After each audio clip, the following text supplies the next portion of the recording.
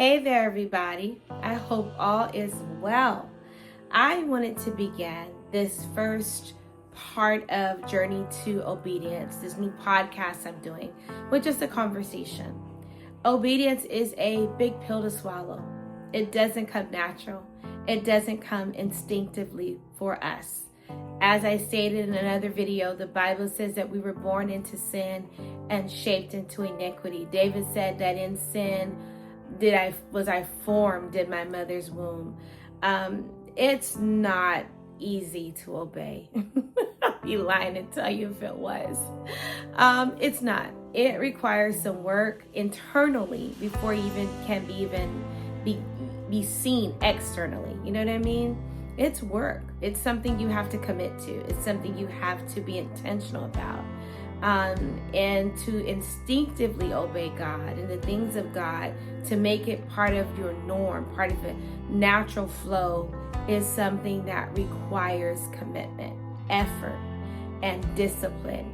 And so I wanted just to talk a brief second about what that looks like, because this journey for me to obey has come at a cost.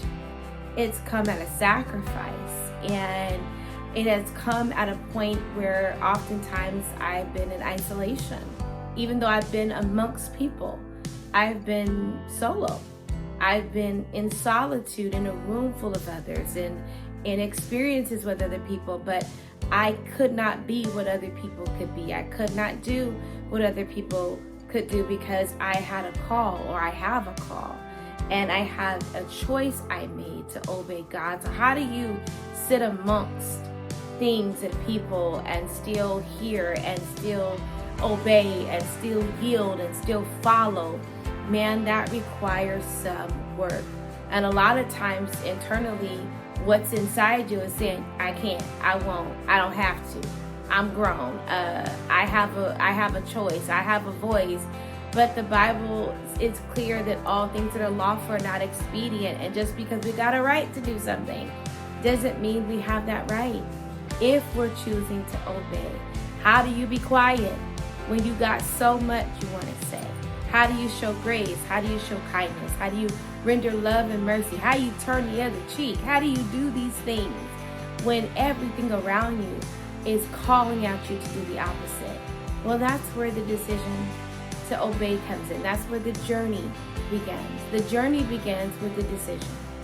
The decision to yield ourselves to what God has called us to. This isn't about a pastor. This isn't about a preacher. This isn't about a religion. This is about relationship. Relationship with the Almighty Father individually. It's things that people don't see and you don't hear about because it's done internally and it's done individually. And if I can be honest with you, my decision to instinctively obey, to literally follow the things of God without question and without compromise, came at a time in my life I would have never thought a turn would be made, and that was my divorce. It was at the time that my marriage ended some years ago that my spirit said, I want to yield myself to God. At a time where I wanted to be angry, I had every right to, because my marriage was over and life was forever going to be different.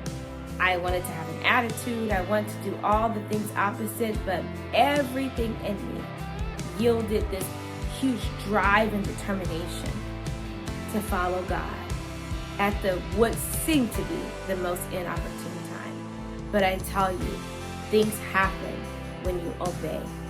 So on this journey, on this walk that I'm going to begin opening myself up and sharing with those who want to hear, this journey first requires you to make a decision. And then second, it requires you to be disciplined.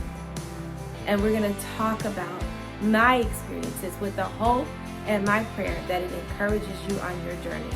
Because it's not easy to obey. But the blessings that come from obedience cannot be described. So look for the episode coming soon in the journey to obedience. Pray it blesses you.